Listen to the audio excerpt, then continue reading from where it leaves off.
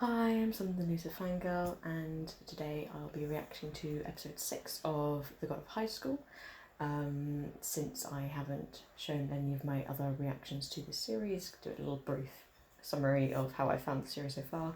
I have loved the fight scenes, they're very dynamic, and I'm not surprised because it's Mappa, with like the animation in Dororo and in Banana Fish and lots of the series. Especially recently, they've seemed to have done a lot quite recently, but they've when they want to do good animation, they go full out. One of my favourite animation studios for that kind of thing.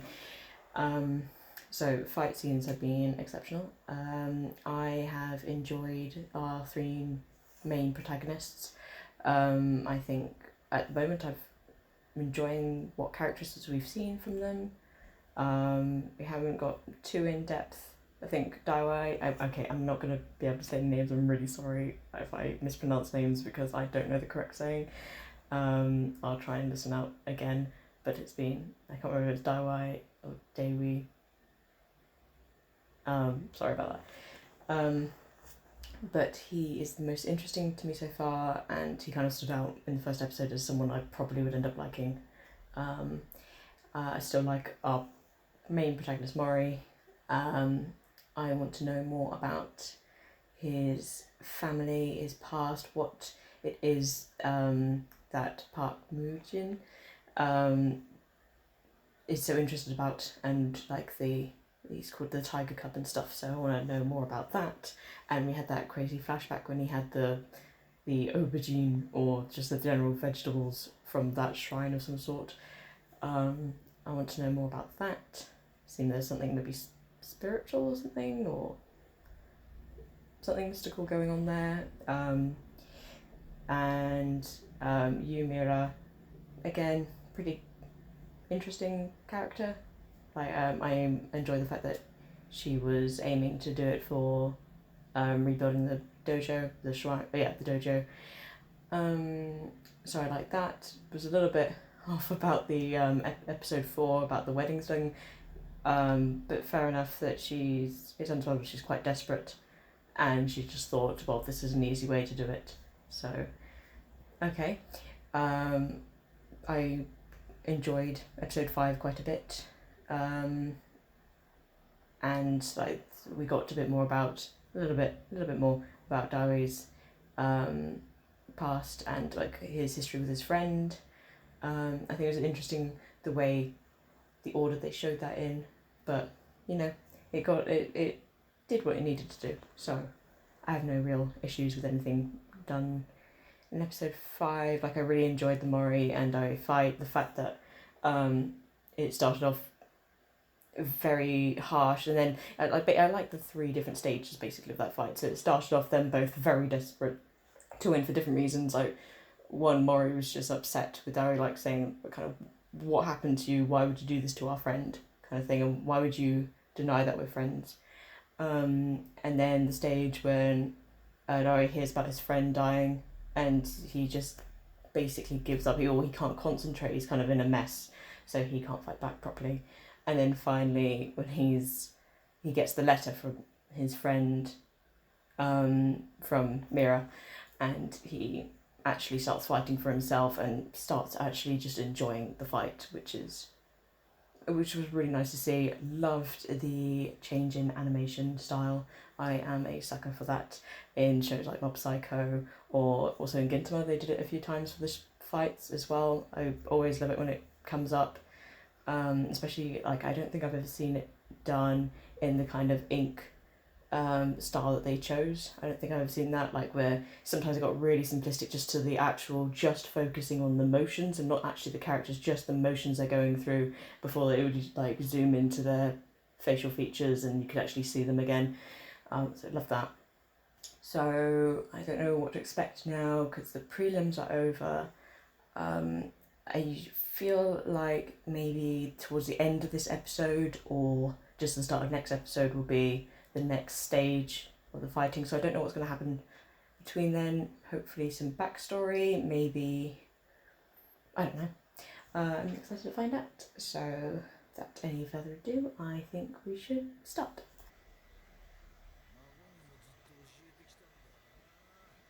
Do what you want to do?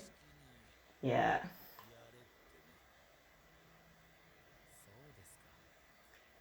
This is our white-haired antagonist.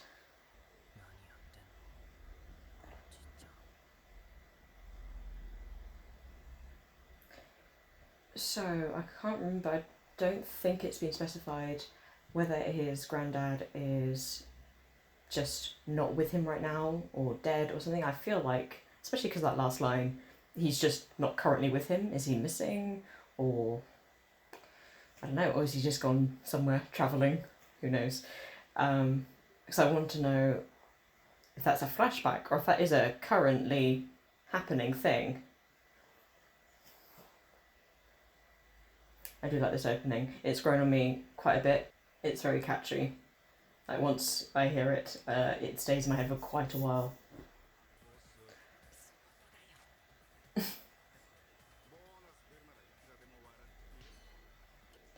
mean, his pay is reduced even for 3 months, isn't it? 2 weeks, okay.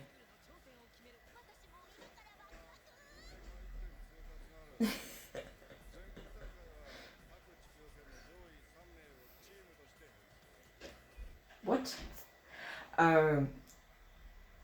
So he wanted to keep Daiwi in, is that what it is? And Mira goes through as well? Oh, so they're doing a fight between them. Yeah, cool. That's how we keep them all together.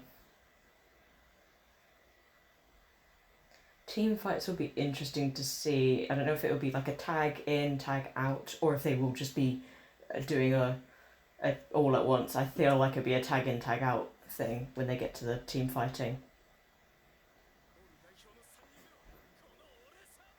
Cut off. Quite literally cut off. Obviously, I don't mind that this fight is so short because it's pretty obvious that they wanted to get the 3 protagonists together. I do love his enthusiasm. He's just... Dairy. Okay, there we go. The chibis are cute as well. Oh my god, that blush.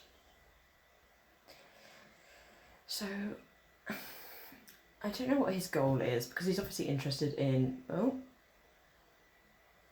He's obviously interested in the top... Well, some of the top fighters, or he's looking for people through this fight. He's trying to find certain people with powers, or the possibility to get powers, maybe? The key will awaken, okay. Oh yeah, they mentioned the key, I think, before. Nox, is that the group name of the, like, cultists? Or the religious group? I'm not sure exactly what it is. Oh, the 6, there we go. It's a new group, can't wait to meet them.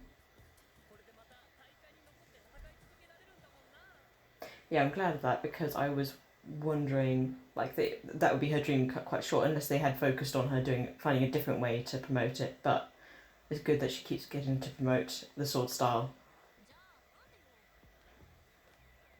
Just want to fight strong people? Yeah. Okay, so who is he? Is he part of the 6? Yep. Casual.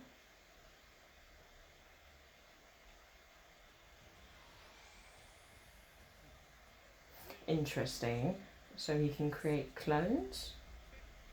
Or illusions? I feel like it's some sort of... Oh, it's a... Okay, that's his master. Interesting.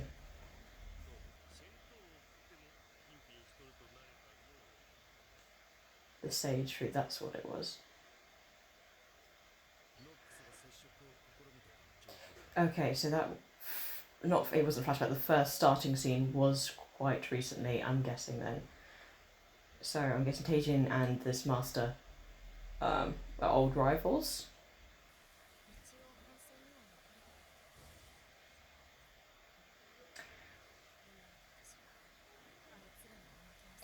Kind of, but at the time you were already injured and he just exploited that in the fight. So it'd be interesting to see you fight at full strength, and you haven't even fought Mori before, so. Oh. Cool. I love the fact his son has all the little ones already. My god, that's amazing. Mm-hmm.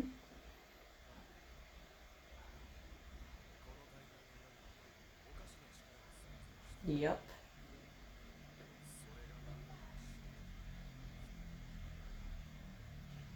Yes, I want to know about the stands as well. What's that about?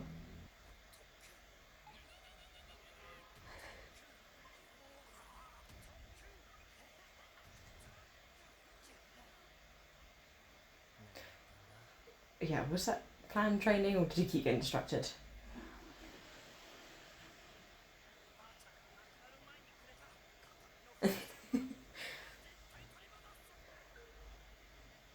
Yeah, I was going to say, I quite like how he creates these backstories for everyone he meets. Why does it always end up with someone dying, though? That's a bit morbid. Acupuncture? Interesting shot. It wasn't down the body, it was from the crotch, which is an interesting choice. I'm liking the fact the announcer gets some more depth. Because, like, he was quite fun, but he's now actually quite interesting. Okay, who's in the bunny? Is it one of the occult? Yeah. I keep calling them cultists, I should say. Okay, assassins from Nox, or just member of Nox? I'm going to call them member of Nox.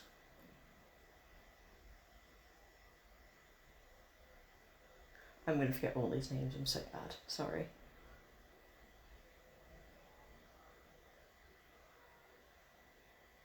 Is that the Hulk?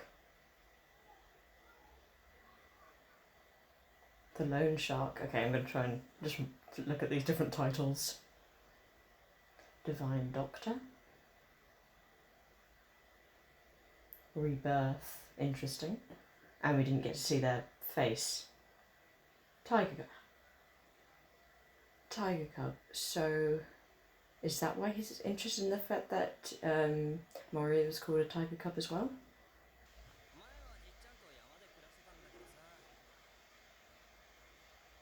Okay, so that's the story.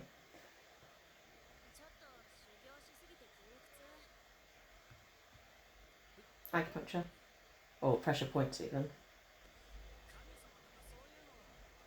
Cool, so everyone's getting informed. Oh. Oh. Damn. Okay. So Solo gonna win this one. Oh. He got an assassin on his tail as well. So this guy's taken out 2 people, supposedly. With anime, it's quite hard to tell about deaths. And that's the end. Okay. Well, this was an interesting episode. We got a lot of different things. We got a little peek into a little bit more about, well, not really a little bit more, but we got an idea now about Mori's grandfather, the fact that he's around somewhere, I'm guessing still in the mountains where he lived anyway, and he's being pursued by Nox. In fact, we know, I don't think we knew they were called Nox before, so that's something new. They've got the assassins going after the commission. I really did like the narrator, commentator guy for as much as we did actually get to have him. I was a little bit surprised we even got some look into his private life and his family and stuff. So I wonder if it'll affect Mira at all now that she's actually got to see him, even if it's like a brief meeting outside in his home life. If she hears about him being dead now, if she'll be affected at all. She might think back to his family or something, I'm not sure. I'm very interested to see how the 3v3 matches go. I don't know, I doubt it'll be in rounds. I feel like, yeah, so as I was saying in the episode, I think it'll either be a tag match, so people tag in and out, or or they might be paired up with a member.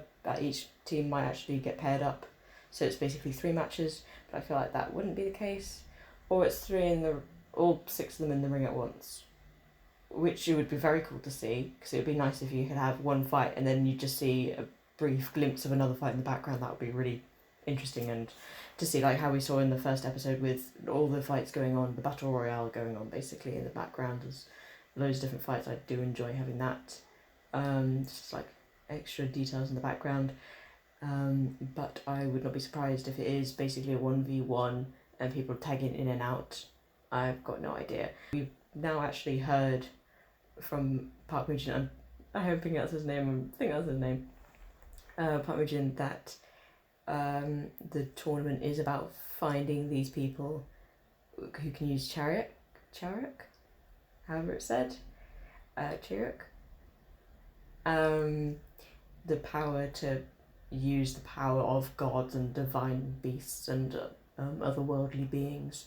I am interested to see how Mori will grow under the divine doctor's tutelage, see what he learns. Like, I'm guessing, but also wondering if the pressure point the pressure points he used on Mira were part of that. Otherwise, I'll see what else he can teach him. Maybe he can actually start teaching him about the power.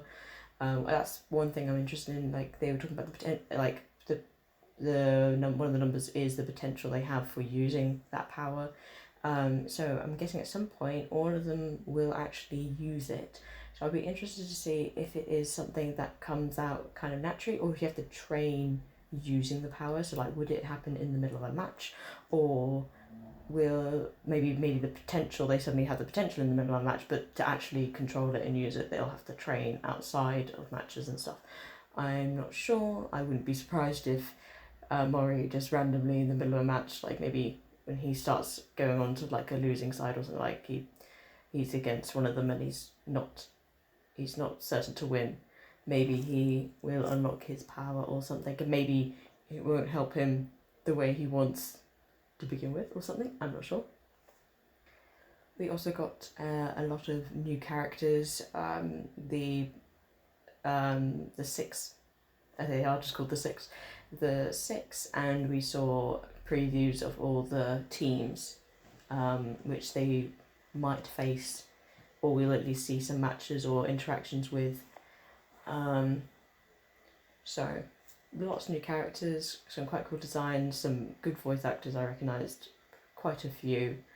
So interested to see all the different dynamics we'll get from them and how much we will actually get to see from them, because this is the nationals. So I'm hoping they won't rush matches, so it will be at most 1 match per episode. Yeah, so that's what I'm expecting, maybe 1 match per episode, even if it's a short one, being like a background match which doesn't involve our main 3 or something.